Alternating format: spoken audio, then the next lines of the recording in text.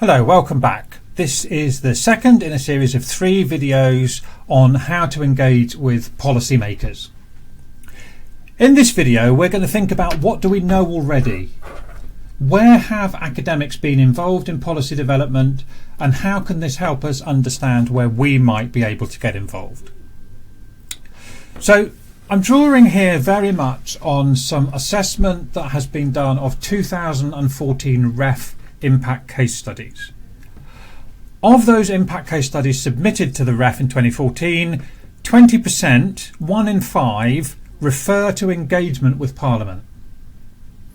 88% of universities cite some kind of engagement with Parliament across all 36 subject areas, and there are 23 different ways of engagement are identified. Probably not too surprising to find out that London universities dominate, those universities that are near the wheels of power. Exeter is not in the top 10 of universities that engage with Parliament and parliamentary processes. Maybe we have an opportunity to change that. So, how do academics engage with Parliament? Maybe we have this comprehension in our mind that there are academics who are sitting in Parliament with the minister for whatever the topic is and having a coffee, chatting to them about their latest research publication. Not quite how it works. It would be nice if it did, but it's not quite how it works. Of those academics engaging with Parliament, the ones that are on-hand experts, the one that the minister is ringing up and saying, Jonathan, we've got a problem here, what do you think we should do? That's 3%. The majority of engagement is through being cited or mentioned in parliamentary reports, in select committee proceedings, I'll tell you a bit more about some of these, in post publications and things like that. So 37% cited.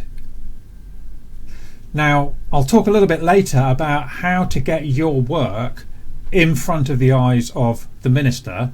You can be pretty sure that the minister, the Secretary of State, is not subscribing to your professional journal publication.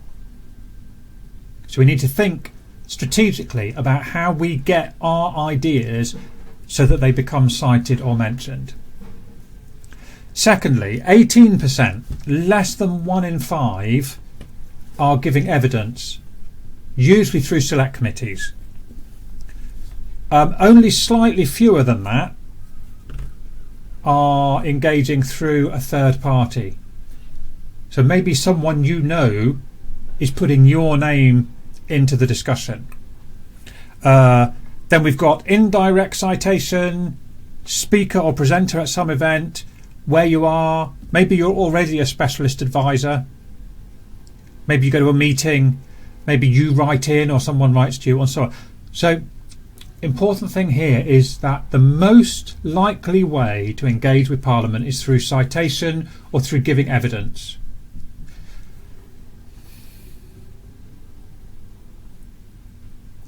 The key areas where people are engaging in these case studies are through select committees or through contact with individual MPs or peers. Those two things together account for the significant majority of engagement. Select committees and individuals. Which select committees? There's a range here. International development, only 1%. Lots at 2%. Transport, culture, environment, environmental audit, foreign affairs, justice, defence. Work and pensions a little more. It grows. So science and technology, 7%. Education, 9%. Health, 10%. Still relatively few, but it is access. It is engagement.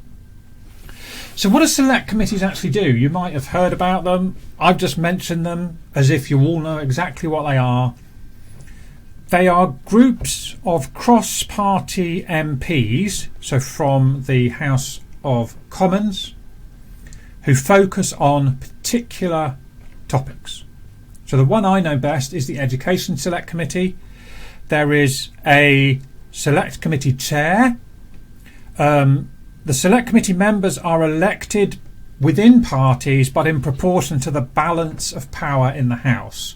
So if they, as the moment, Conservative Party have a significant majority in the House, they also have a significant majority on each of the Select Committees. The press are invited, the public are able to go and listen to Select Committees in process. There are civil servants that support the Select Committees, and then witnesses are called, they're asked questions, they provide oral evidence. Sometimes these things make it onto the news. I think Dominic Cummings was called to present to a Select Committee not long before he went, and that made it onto the national news. Their purpose is to hold the government to account. They usually have their own agenda, that is, the series of things they want to investigate. The way to be in touch with the Select Committee is not necessarily through the members of Parliament who are on it. Sometimes you can do that, but the best way is to be in touch with the admin team who support the Select Committee that you're interested in. Now, when the Select Committee are working on a particular project, asking questions, anyone can submit evidence. You can submit a short submission. If there is a Select Committee meeting on your area of interest, by all means send them some information. It's a good way of getting your work under their noses. How do you find out this? How do you find out what they're doing when they're meeting? Lots of Select Committees are already on Twitter. So you can follow them on Twitter. They will tell you when they're meeting. They'll tell you what they're looking at. Very often when the sessions are happening, they'll live tweet them so you can see what's being said. You can respond. You can add your ideas at the time.